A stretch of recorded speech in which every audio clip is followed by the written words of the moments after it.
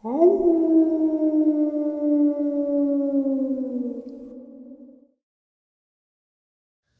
greetings and salutations, everyone. I hope everyone is doing well today. Thank you for all who joined the live last night.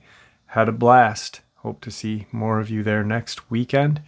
I think I'm going to be doing a live stream on Halloween. 10 o'clock, Halloween live stream. Anyway, today's upload, I got some very terrifying video clips, very terrifying encounters. Before we get into all that, though, a couple links. As you know, I rely on Patreon, PayPal, channel membership, and the merch to help the channel to continue to grow and go. Links to Patreon, PayPal, and the membership are in the description below. Merch displayed directly under the video. Also, Dogman Frightening Encounters, Volume 1 through 3, the audiobook versions. They were written and researched by Tom Lyons, narrated and produced by me, Jeff Nadolny. Those audiobooks are available on Audible, Amazon, and iTunes, links to which are also in the description as well. And finally, last but definitely not least, if you'd really like to help support this channel to continue to grow and go, simply subscribe. It does not cost you a cent. Click that like button, takes half a second. If you don't want to miss out on any of the informative uploads I put out daily, click that bell icon, and folks, please leave a comment. Why? Well, because all of these things, they really do help this channel to continue to grow and go, and they definitely do matter. Now, everyone, I have taken far too much of your time. Let's jump into today's upload, shall we? First video clip we are going to watch is a person who is doing van life. They get bunched up in their sleeping bag, and after they're asleep for a little while, they're awakened by some very, very strange sounds. Check it out.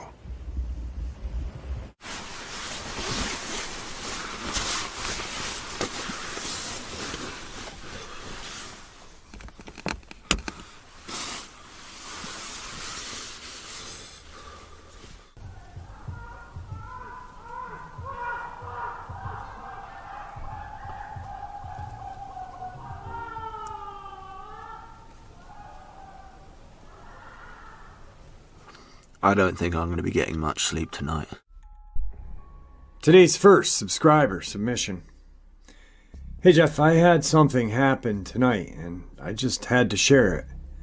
I called my son and talked to him, but he really couldn't talk much because he was driving home to Oklahoma from Idaho with my two granddaughters.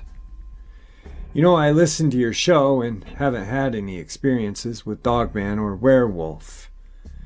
Here's what happened tonight.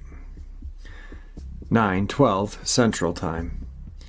Oh, I can't really talk about it verbally at this point because it scared me so badly. I can't speak about it coherently. I'm at work, it's 9 p.m. and I drive around and check all the turbines to make sure the gates are closed so the cows don't get out. I have to write down the time every time I scan one of the gate tags. That's how I know what time it was when this happened. Anyway, I pull up to Turbine 7, and I can't pull all the way up to the gate to scan the tag. I gotta park and walk up to it. I scanned the tag and got the feeling like I was being watched. I looked to my left and saw a shape, a very large one. The first millisecond of seeing it, I thought it was a tree, but just as I quickly realized there were no trees. It's flat pastureland. So I looked a little closer and saw the outline of a body. I saw the massive upper body shape, wide chest, incredibly huge shoulders, and then I turned and ran back to the truck and locked the door. I tried to haul tail, but I had to back out, and I suck at backing out, and I sure was not getting the truck stuck here. I didn't see any eye shine. I didn't even see its face. When it hit me what I was seeing, I stopped looking and ran. I was afraid to see the face, so I just stopped looking and ran. This thing was black. It was pitch black out here, and the black shape of this was darker black. Crazy that black could be darker than black already is, but it was darker. And it freaked me out. I didn't see a tail, I didn't see its head or face, but it was facing me. I could tell that from what I did see. At best guess, I did see it was at least 7 to 8 feet tall, and I was maybe 30 yards from it. I didn't get off of work until 6 a.m. I'm locked inside the truck and wishing desperately that I was at home. I post at the maintenance yard but drive once an hour to the substation. The turbines are all over the countryside out here. I have to check them once a night.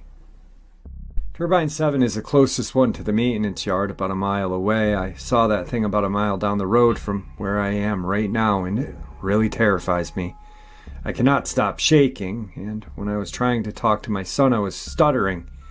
Couldn't get words out. I cannot stop shaking, which is probably why my head hurts so bad right now. Part of me wanted to park the work truck and get in my truck and just drive home. Screw this job type thing. But I can't do that to my coworker. He would never get a day off because we are the only 2 officers that work out here. I just had to share this with you, hoping that telling it would calm my nerves, but so far it has not. I'm off for the next couple of nights. Probably gonna look at another job because I'm too scared to work out here now. Same sub, second email. Hey Jeff, I sent you a message about Brown Springs, Oklahoma a week or so ago. This one doesn't really have anything to do with Brown Springs, but it's stuff that has happened to me since I've been living in Oklahoma less than a year. I work as a surveillance officer at WinStar World Casino. I work from 3 to 11 p.m. I drove down the highway 77 on my route. It's a highway, but not a well-used one. Especially when I'm coming home. There are homes sporadically along the highway, but no streetlights. One night I saw this really large dog. It was white and on all fours. It was taller than a mailbox. I know this because it was near one. As I drove past it, it watched me. And as I got beyond it, I looked in my rear view, and it had turned and was still watching me. I honestly don't remember seeing any eye shine, but I was looking at its size. It gave me chills and set my nerves on end. When I got home, I was getting out of the truck to go inside, and panic took over. I ran to the door, fumbling with my keys. I had no idea why I felt like that, but I felt like I was going to get grabbed from behind if I did not get inside quickly. I need to explain that I live 15 miles north of WinStar, and I saw this dog about halfway home. Okay, anyway, the Love County Wildlife Management area is really close to me as well. I smoke, but I don't smoke in my house. I go on the front porch. I live in a neighborhood, but I'm on the last street, and there is a pasture with 2 horses and a donkey across the street from me, and another pastureland beyond. Somewhere in another pasture are some cows. I hear them, but I haven't seen any. Back to the night I saw the dog. After that, I started getting scared when I went outside to smoke cigarettes.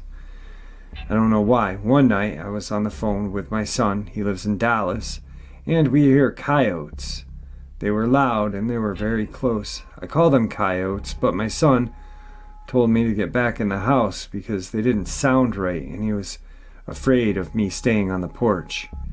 I finally went in because he was almost panicked and kept telling him that they're just coyotes and wouldn't come on the property. His panicking finally made me go in. He is usually a calm person, and this is completely out of character for him. Then last week I'm on the front porch smoking again. It's midnight and I hear a cow being slaughtered. That's what it sounded like, and I wish I had not heard it. It was horrible, and it wouldn't leave my head. I've never heard such as a cow screaming, and I could hear the coyotes start up again. I heard the cow moaning as the coyotes are going off, but then towards the end I heard something like a monkey, and it freaked me out. Maybe it was the coyote call as it trailed off, I don't know.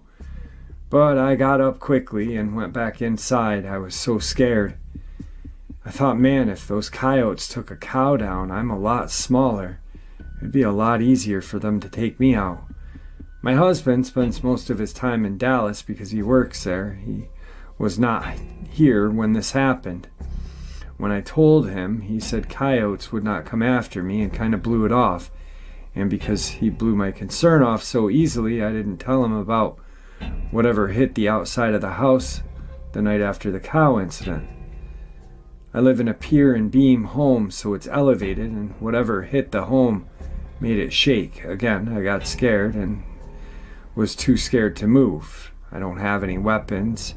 I don't have a problem with guns. I'm just not comfortable handling one myself. So I have nothing. A kitchen knife, that's it. All this is going back to that big white dog thing that watched me as I drove past. I'm now wondering if maybe that wasn't a dog, if it was a Dogman and it followed me home. I'm looking for another place to move to. I'm originally from Texas and thinking going back. Tonight's second Oklahoma Dogman subscriber submission. Hey Jeff, where do I start? My name is Jay and I live in Tulsa, Oklahoma. My encounter happened back in 2006. I was 17 going on 18 at the time. It was my ex, her brother, and I. It was in the summertime, I want to say around June. It was around 2:30 in the morning and we were just driving around all night since we didn't have anything to do. We were driving on some type of back street. I know it was around the port of Tulsa area because that's around the area we ended up at. Well, enough with that. So, as we're driving on the street, there are no cars or any lighting around the area. I was driving and noticed on the right-hand side of the street a huge black animal. At the time, it seemed like a big black dog. The strangest part was it was keeping up to the speed right next to me. I was going at least 50. As I've seen that it started getting ahead of me, I turned on my brights where I saw this big type animal start turning into a human type man. As it shifted to a human form, it jumped and disappeared. But let me explain how quick it happened, that I was barely able to tell what it was. Dark black, like a dark shadow, you can say. I couldn't make out the face or any type of facial features. Now on with where it disappeared. The street where I was driving down ended where you'd have to turn left on a curve. So as I'm driving, I hit the left curve, and that's where the thing disappeared. I thought I was tripping, so I didn't say anything, but then my ex, who was in the back seat, out of nowhere, hugged me and freaked out. Then my ex's brother in the passenger side, shocked, and says, "What the hell was that?" Quickly, I turned the car around and headed toward the curve where the thing had disappeared. As crazy as it was, understand that that curve has a large rock structure. To be able to jump and get to the top, you would need to jump at least 6 feet in the air or more. Now, as a crazy teenager, as I was, I turned on my brights to get down from the car and looked around to see where the thing could have gone. But never saw anything or any way how it could have disappeared. I hope my story wasn't too confusing and hope to hear more stories on your channel. Today's third Oklahoma subscriber submission. Hey Jeff, I apologize this has taken me so long to get back to you about these encounters, but like you know and understand, a lot's been going on lately. Add that with a couple of deaths in the family, and finally here we are. Please feel free to edit where necessary. My name is John, and to start off with my mom's Dogman encounter. First of all, you should know my grandparents were divorced, so my mom chose to live with my granddad in Tulsa, Oklahoma. My grandfather never cared for neighbors within a close proximity, so he always lived in the outskirts or fringes of the town, if not straight in the middle of nowhere. It was one summer while my mom was living with him in Tulsa that her stepsister, Linda, from my grandmother's new marriage, came to stay with my mom and my granddad for the summer. Well, one night, as my mom and Linda were getting ready for bed, they both got a very uneasy feeling that they could not shake. I remember my mom saying you could feel something very sinister, and just straight gave her the heebie-jeebies. Linda as well. They both decided to crawl into my mother's bed, and were still feeling utter despair and chilled to their core, asking each other what the feeling was about.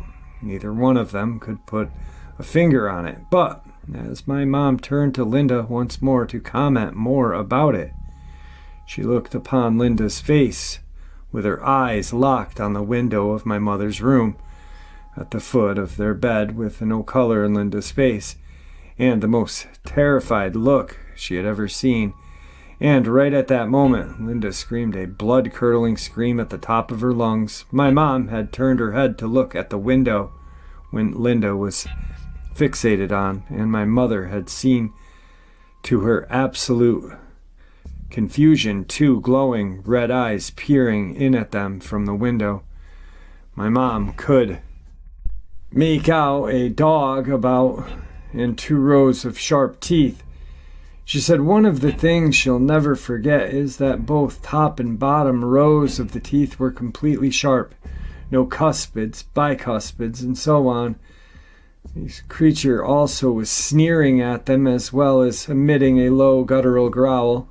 And what made my mom think at first was a demon, because she had seen what looked like two horns on the top of its head. But when it laid its horns back, she came to realize they were ears and not horns. My grandfather came busting into the room with a 12-gauge full of slugs and exclaimed, "What is it? What the hell is it?" My mother and Linda told him what they had seen. My grandfather flew out of the house with a shotgun, not asking another question. However, by the time he got out to my mother's window, the beast had fled back into the nearby woods of my grandfather's property. My mom and Aunt Linda were traumatized, as you can imagine, and spent the rest of the summer at my grandfather's, sleeping on the living room couch. Next is not a Dogman encounter really, but in some ways, as you'll hear, even more terrifying and disturbing. This happened to me. I was 7 years old, and it too was during the summer break. And I went to California to visit my Aunt Charlotte. She had a restaurant connected to the guest house along a beautiful river that connected to the Sequoia National Park. We all stayed in the guest house of the restaurant, and on the porch of this house were a few appliances to the restaurant and a huge, never seen anything before like it, timber wolf chained to the railing of the porch. The wolf and I got along just fine every day, but one day I made the horrible, life-changing mistake. I was on the porch next to the wolf, and it seemed to be either chewing on a bone or its leg or some other body part. I had bent down and stroked the wolf along its back, and the next thing I knew, I'm coming in, I was knocked unconscious for a brief moment. When I opened my right eye, for some reason I couldn't open my left eye. All I could see were flashes of bloody canines and splatters of blood and flesh being ripped from my face. When I came to the realization I was essentially having my face being eaten off by a timber wolf, I fought with everything I had, but to no avail, as my little 7-year-old body was no match for the strength and tenacity of this creature. Fortunately, I had already gone into shock, so I believe it, or not at no time did I feel any pain whatsoever. So that's kind of weird, my face being mauled and all. The creature had me pinned up against 2x2 two CO2 tanks that belonged to the restaurant, and my sperm donor bio-dad heard the commotion, came outside along with my uncle, and beat the wolf off me. They picked me up and brought me inside the house, where I had taken a look at my mother, and the expression of horror on my mother's face, along with the plate she had dropped to the floor, told me I was in bad shape. Next to my mother was a hutch, and on the back was a tiled mirror where I got a good look at myself, and I couldn't believe that it was me I was looking at. It was so surreal, like I was in a never-ending nightmare horror movie as one of the werewolf victims. But this was no special effects job I was looking at. It was my grotesque, disfigured, ripped-apart face. I couldn't even recognize myself. My bio dad rushed me to the hospital, where I had my face sewn back together. My left eye was swollen shut for about a month, and that whole time never knowing if it had gotten my eye as well. Honestly, it seemed the least of my worries at the time, so I never asked. For the next school year, I was horribly taunted, picked on, treated like a freak because of my disfigurement, and to add insult to injury, it happened to be the same year Al Pacino's Scarface came out in the theaters. You can guess what my name I had adopted that year obviously was. Finally, the following year, I was able to get reconstructive plastic surgery on my face, and after several months of rubbing cocoa butter on the scars, you could hardly tell I was mauled. But honestly, Jeff, at that time, what makes this particular mauling by this particular animal even more disturbing is that this timber wolf looks exactly like what has been described so many times by people who have encountered a Dogman describes. To the T-minus walking bipedally and having hands, of course, but I can't help for a lot of these descriptions stir around my PTSD when they described what attacked me so many years ago. Thank you for your time and letting me send you my encounters. Your beloved subscriber and fan, John. Today's fourth subscriber Oklahoma submission. Hey Jeff, my friend said that's fine with him. He doesn't have any internet or anything. Doesn't own a computer. His name is A. He's 47 years old. This happened in spring of 2011 in Northeastern Oklahoma. They call this area of Oklahoma Green Country. He doesn't want to give out the specific town name. I called to read him what my comment to make sure I didn't leave any important details out. He said that I pretty much got everything in the comment just as it happened. He wanted to add that since this sighting, he and his wife hear strange screams or howls sometimes behind the house towards where the sighting occurred. He automatically thinks of this thing, but yeah, he said, go ahead, you're welcome to share his story. A is one of the most trustworthy persons I have ever known. He said that he was walking from his house to the lake with his fishing pole and some worms. The lake is about a half a mile from his house. He said when he got to the top of the hill, about halfway to the lake, he says he had seen something moving in the brush down below at the bottom of the hill off to the side of the trail.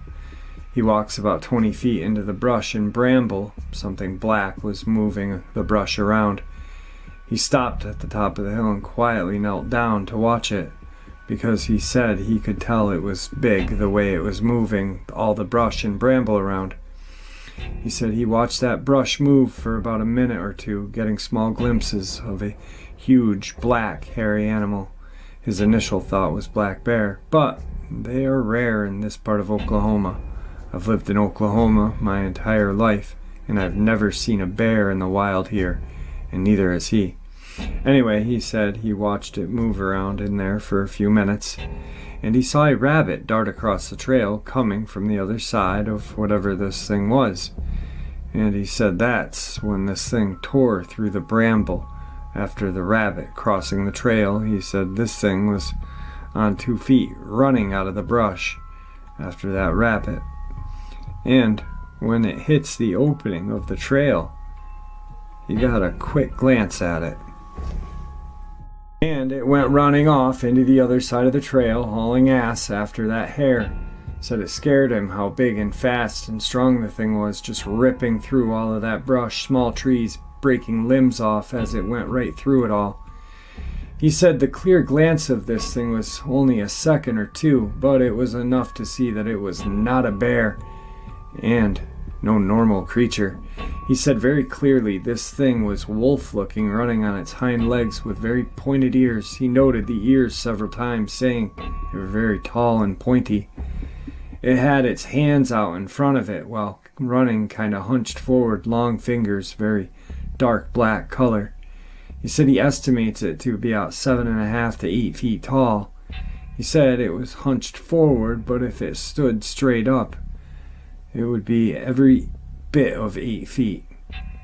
He listened to the smashing its way through the brush after that rabbit for a few seconds. After seeing it, he stood up, grabbed his fishing pole, and turned around, and quickly and quietly started for home. I asked him about the face, and he said he didn't get but a quick side view of the face, but he said it was undoubtedly a wolf head on a very tall, muscular man-type body. I believe every word this man has told me. Fished this spot his whole life, and he's never been back there after this. Thank you, Jeff, for sharing this. Tonight's fifth Dogman subscriber Oklahoma encounter. Hey Jeff, I've had 2 encounters. My first was brief, but here goes. My boss and I were driving at night in Pittsburgh County. We were going about 50 in a large tow truck and came upon a dead deer. Kneeling down by it was a huge black animal with pointed ears and huge white teeth. I told him to hit it, but by then we had passed it. My boss asked me, "Did you see that bear?" I said it had pointed ears. He looked over at me and said, "You don't know what's out in those woods." My second encounter, these things really like looking in windows. About 2 weeks after my first, I went outside to smoke a cigarette. My backyard's fenced in, but I heard something run from the back of my fence like it was leaning up against it. I didn't think anything about it. I thought maybe it was a deer, so I hollered at it, waving my hands to try to scare it away. Damn thing charged at me. It charged for about 30 feet and stopped 5 feet from the fence. I couldn't move, I was so scared. I kept watching it. Then all of a sudden I see the woods part and something about 4 feet high, big and bulky. Large, broad shoulders lift its head up. This head must have been massive because all I could see was the amber glowing eyes looking at me, and the distance between the eyes was unreal. It didn't growl, it didn't show any signs of hostility other than charge me, but I think it was my fault. I think when I yelled and tried to scare it away, it took it as a challenge. I just bowed my head and walked toward the house. It hung out around the house for 3 or 4 weeks in the same area. I could hear it behind my fence. I stopped throwing food over the back of the fence and it stopped coming. I think it kept hanging around there because I threw food over the back of the fence. And it'll be about 60 to 70 feet from me. It wouldn't growl. It never attacked my little dogs, but my little dogs did not like going out there. They would cower. They didn't want to go. I think this must have been a juvenile because it didn't seem mean. I even thought about trying to feed it and get close enough to touch it, but then I thought, that's crazy. I'm not scared of death, but why invite it? Tonight's final Oklahoma subscriber submission. I was moving my belongings across the state and had just gotten pulled over in Krebs, Oklahoma. Speed trap worth avoiding for anyone who doesn't know. Great Italian food also. Anyway, I share that because it's the only time I got pulled over and got a ticket, so that date is my first Sasquatch sighting, and I don't even know what date it happened. It's around 3 in the morning. I had my puppy in the car. I was tired and anxious about arriving at our cabin near the Talimena Drive, about another 45 minutes away. So I was not super happy with the officer who pulled me over and gave me a ticket, considering there was no one on the road, and I didn't even notice the speed limit sign, and had been looking to make sure I wasn't speeding. By the time I got to my driveway, which is unmarked and surrounded by trees on the mountain highway, I was surprised I could even find it. It's a pretty steep slope with loose gravel and narrows as it crosses the Wet Weather Creek. This is shrouded in trees. Now, I have to tell myself here to give you some idea how terrifying this place has been at times. It feels like the darkness wants to swallow you, or at least reach out and grab you and tear you to shreds. So many nights I have actually climbed out my sunroof with a flashlight, checked all around as thoroughly as possible before climbing down and unlocking the gate. With a wooden log fence on either side, it's difficult to get back into the car in a hurry. I was on the edge and hyper vigilant most nights. There's no security lights. I don't like having those lights and wish they hadn't ruined the night sky with their stupid phone towers blinking nonstop. For a while, the newest one was literally a strobe light. Tell me that's not scary. We had a pair of mountain lions that frequented the property. Yes, a pair, perhaps a mother and an adolescent cub. And they liked being on the roof of the cabin and crossed paths with me twice. We have wolves, coyotes, mama bears with cubs, all kinds of critters. Interesting thing happened as I got there this particular early AM. I used the door, unlocked the gate with no problem, and was stunned by the thing I saw. Not even 5 yards away, I saw what appeared to be very much like a gorilla standing upright with long, shiny black hair reflecting my car brights. He was bothered and calm as he walked across from the fruit trees to the left, very muscular like King Kong. I watched in utter amazement as to what I was seeing, 100% believing without a question. Yeah, Bigfoot is real, and that is flesh and blood creature. In fact, this guy looked more like a gorilla than expected. It did not take him many strides before he vanished, before even reaching the creek on the far side. He was easily over 9 feet tall. I felt calm, unthreatened. It was an oddly comforting moment for me as a single mom alone in the woods where people go missing, and most believe it's these meth cook operations to blame. I was later considering that he was distracting me and leading me away from his family. I knew for a fact there were 3 from my first overnight visit to the cabin. The other 2 sounded female to me.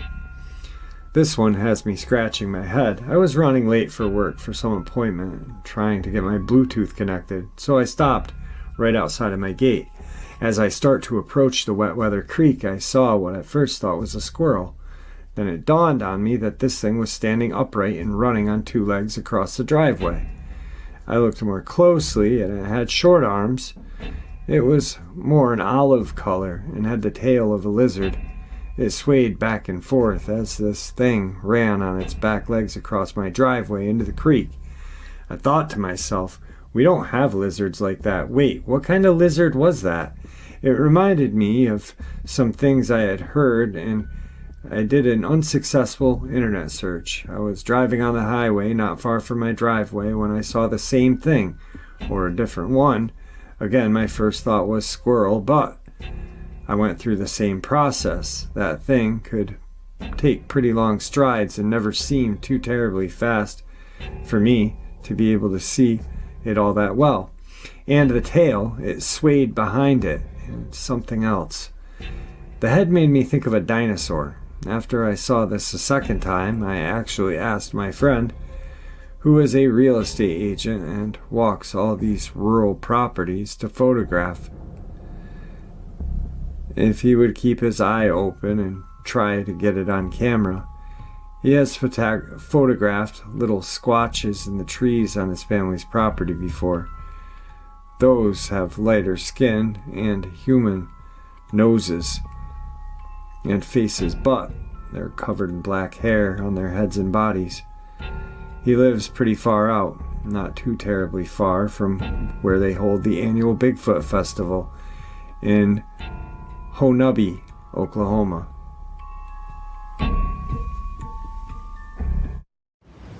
Alright guys, tonight's final video clip is what appears to be a predator-like creature. It is clearly blending into the background, and then it appears to chase the people who are filming it. I have one version where there is talking, but there is kind of a song playing behind it. I don't want to get hit with a copyright strike, so that's why there is no vocalization in it, but they are talking. At one point the girl is like, "What is that? We need to get out of here." It's just terrifying. Check it out.